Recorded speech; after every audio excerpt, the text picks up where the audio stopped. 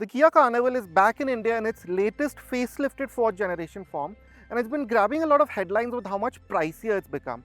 So let's just get behind the wheel and see if you actually get your money's worth now.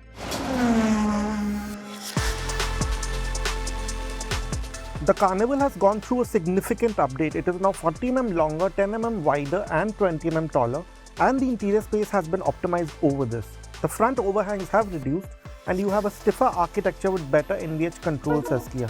The engine, suspension setup and brakes have also been reworked.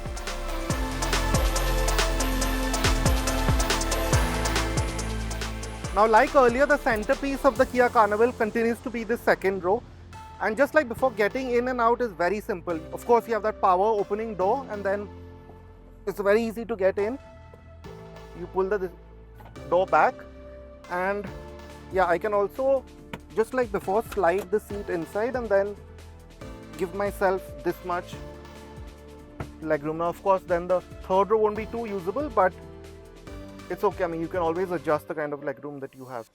Now, to start with, I'll tell you about the amenities that you have here. Of course, you have a sunroof, you have your own climate zone, these vents here, sunshades.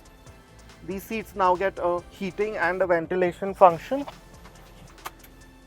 and they're also power adjusted now. Now, aside from the usual reclining angle and the ottomans, you also now get a relaxation mode, which, as you can see, will give me this great sort of position here. And then if that wasn't enough for you, you still have the boss function that pushes this seat forward. So yeah, you can free up a massive amount of space here. Now, Kia says that in most aspects, this space is larger than before, except for in terms of legroom. And just like in the last Carnival, you do notice that with the ottomans sort of fully spread out, your feet fall foul with the front seat. This improves when you have the boss function as seen here, but it's quite possible that you might have a passenger in the front often. The fully reclined position gives you a comforting floating feel, while even in the upright position, there's a good sense of airiness with the raised seating.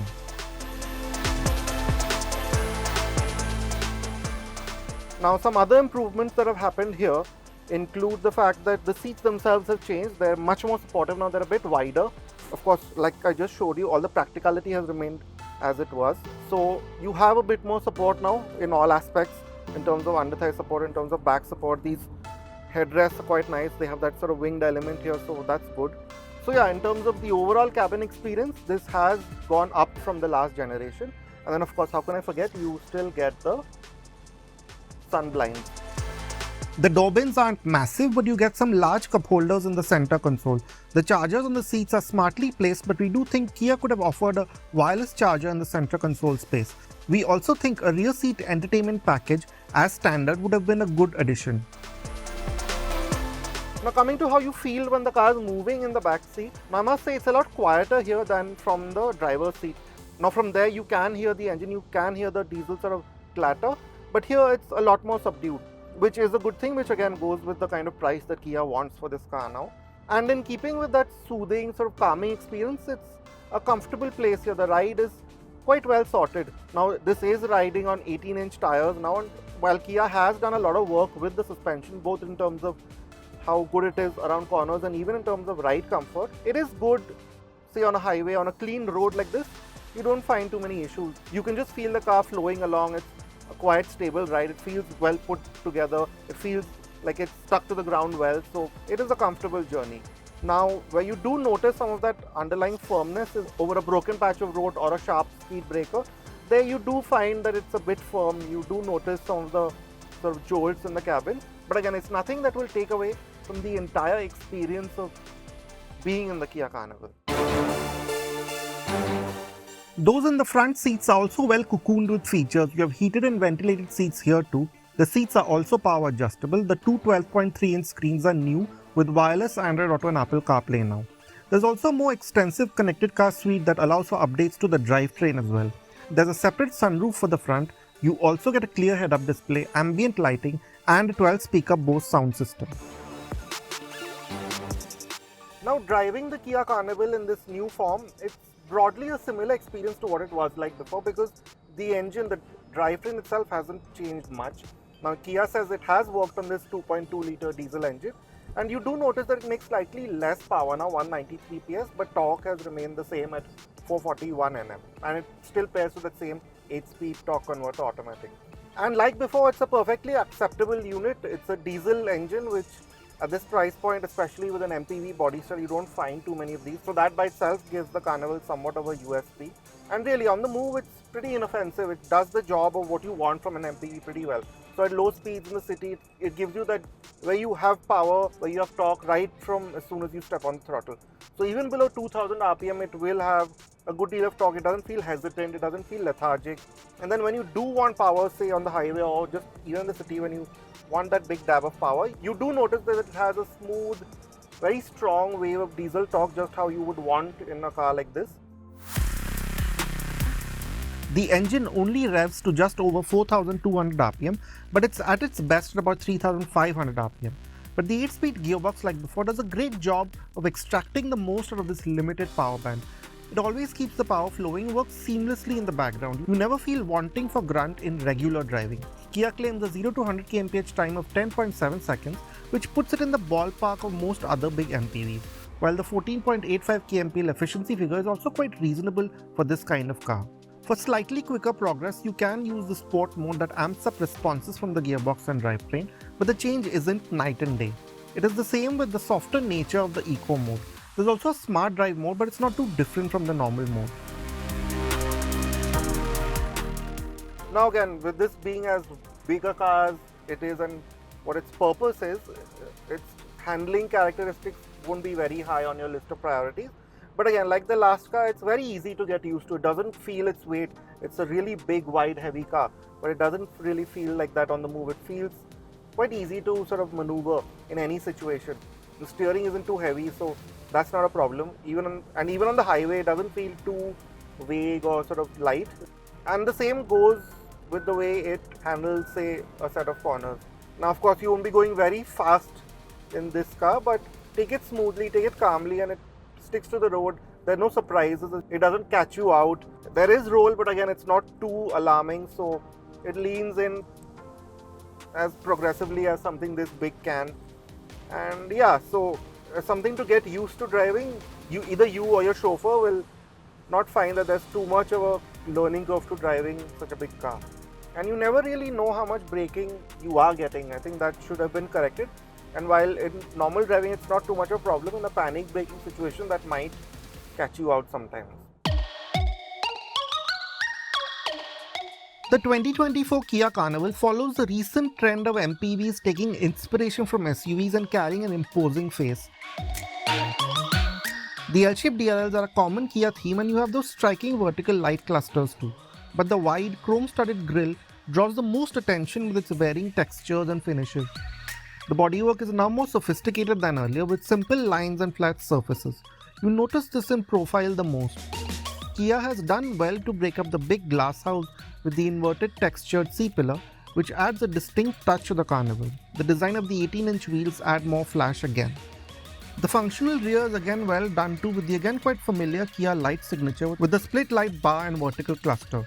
The big spoiler and raked windscreen also break up the mass to an extent. Now Kia has retained that really smart boot arrangement that was a great talking point with the last Carnival. So as you can see, with all the 3 rows up, you still have a very significant 627 liters of space. As you can see, all of our luggage has been swallowed up very easily. So if you are on a road trip with a full load of passengers, you won't have problem with their luggage with the Carnival. And at times when you do need to free up more space, it's really quite easy to do that as well. All you do is pull this. It takes some effort, but really not that much. And as you can see, these things fold completely flat. Now you do get some nice amenities here as well. You get this 12-volt power outlet. You get these hooks where you can say hang your grocery bags, and some deep compartments here as well. The Kia Carnival now gets an especially comprehensive suite of level 2 ADAS functions, as well as a clear set of 360-degree cameras. There are also 8 airbags, TPMS, and auto headlamps and wipers. Now the Carnival really does feel like it's taken a few steps forward once you get into the front seats. Although, to be honest, you probably will not spend a lot of time here, but when you do think of spending time here, it's a reasonably well appointed space. Now you have soft materials, you have them here and also along the doors over here and here. But generally the layout itself is quite a bit more modern compared to the last version. With that old bank of buttons that it had over here, it's much improved from there. So you have this sort of layered look to it with this section here, the gloss black, then this sort of merging of the vents, more gloss black here, this sort of ambient lighting highlights, and this really quite wide central tunnel. Now having said that, this is still a Kia, it's not a full-blown luxury car, and this is where you sort of start to question the price a little bit, where you do notice that some of the controls, for example these stalks or the plastics in the lower half of the dash, they don't quite have that hefty tactile function to it that you do expect from something that costs close to 80 lakhs on road. But having said that, there is that really quite modern vibe to this place, and there are some really quite nice bits. Also going with this modern theme are the new interfaces for the screens. They now have a more modern widget-based layout that puts a lot of function on the home screen and makes access to menus easier. It continues to be fairly responsive like Kia's earlier system. The digital instrument cluster has received a similar treatment, but the overall theme for both could have been brighter. Yes, it does have a more seamless sense to it though. Practicality is well thought out here in the front too. You have many charge ports, a wireless charger and a big center console. The door bins are average size, but you do get a big central bin. Now this new Carnival can be had in the 7-seater captain seat layout only, which means getting to the third row is slightly convoluted. You walk through like this, and this is how you get in. Now like the second row, space here too has grown marginally from the last version, but the Carnival always had one of the more usable third row spaces, and that continues with this version as well. As you can see, I am fairly comfortable here, and unlike many of these third row seating sort of configurations, I'm not completely knees up, so I still have a decent degree of thigh support. As you can see, the seats, they are actual usable seats. Yes, headroom could have grown from earlier, and while I have just enough, those closer to 6 feet will find it tight despite the slight scoop in the headlining. Now 3 here will be quite tight as Kia claims, but 2 people should be quite comfortable. The seat, it has a substantial backrest, and when you pull up the headrest too, then I'm very comfortable here, reasonably comfortable, and I can do long journeys here. If you're over 6 feet tall, yeah, then it's a different ask, but you can still move this seat forward further. I've left it at a reasonable sort of length so that even this row has a good deal of space. Now in terms of amenities, I get a quite large sort of cup holder arrangement, Type-C charging. There's also my own AC vent, although I think a separate climate zone here would have been better considering the second row. And also you do get your own sunshades. Priced at Rs 63.90 lakh, the Kia Carnival has become significantly more expensive. Yes, you don't quite get the cabin quality, ambience or refinement of a full-blown luxury brand, but Kia has thrown the kitchen sink in for the price, which helps. The Carnival is an especially comfortable space to be chauffeured in and comes with a powertrain to match this.